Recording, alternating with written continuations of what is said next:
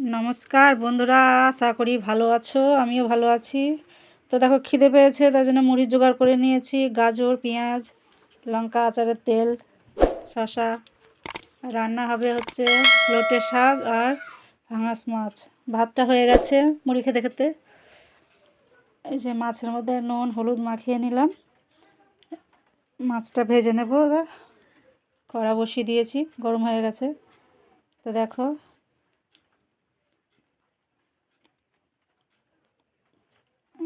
মাছ দিয়ে দিলাম। মাছটা ভাজা হয়ে গেছে, তুলে নেব।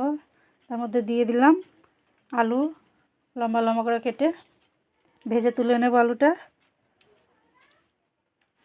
ওই তেলের মধ্যে দিয়ে দিলাম কালো জিরে, তেজপাতা আর পেঁয়াজ বাটা। এগুলো দিয়ে ভালো করে ভেজে নেব। ভেজে নিয়ে তার মধ্যে দিয়ে দেব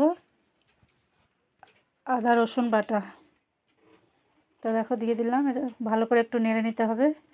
নেড়ে নিয়ে গুঁড়ো মশলা দিয়ে দিলাম, জিরে, ধনে, লঙ্কা, হলুদ। মধ্যে দিয়ে দিলাম টমেটো ঘষে, দিয়ে দিলাম নুন, একটু জল দিয়ে দিলাম। এবার মশলাটা ভালো করে কষে নেব। কষে নিয়ে ভাজা আলুগুলো দিয়ে দেব। আর আমার চ্যানেলে যারা নতুন, তারা সাবস্ক্রাইব করে দিও, একটা লাইক করে দিও, পাশে থেকো। তো দেখো, এগুলো কষানো হয়ে গেছে। এবার জল দিয়ে দেবো ওর মধ্যে। তো ভালো করে কষে নিতে হবে। তো দেখো, কষানো হয়ে গেছে। তার মধ্যে দিয়ে দিলাম জল। ঢাকা দিয়ে দেব।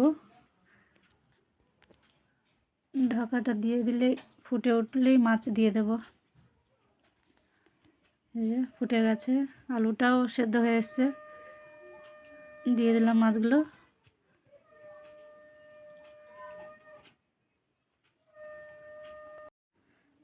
তো দেখো, মাছটা হয়ে গেছে। মধ্যে দিয়ে দেব কাঁচা লঙ্কা, দিয়েই নামিয়ে নেব। দেখো, রান্না শেষ হয়েছে। গ্যাসটা সব নোংরা হয়ে আছে, এগুলো পরিষ্কার করে নেব। সব অগোছালো হয়ে পড়ে আছে। এই যে শাক ভাজা হয়েছে, আর আগের দিনের শুটকি মাছটা ছিল, সেটা গরম করে রেখেছি। আজকে এই সবই রান্না হয়েছে। আর দেখো, খাটের জামা কাপড়গুলো সব পড়ে আছে, এগুলো গুছিয়ে নেব, ঘর মুছে নেব।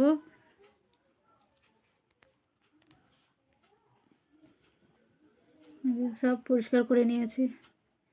তেজপাতাগুলো গাছ থেকে নিয়ে এসেছিলো, গাছ কেটে ফেলে দিয়েছিল, তাই ধুয়ে শুকিয়েছিলাম।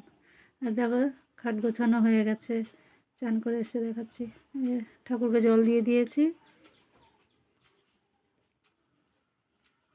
তো ভিডিওটা ভালো লাগলে লাইক করে দিও আর ফলো করে দিও। দেখো, জয়িতার বসন্ত উৎসবে শ্যুট হবে স্কুলে, তাই শাড়ি কিনতে হয়েছে।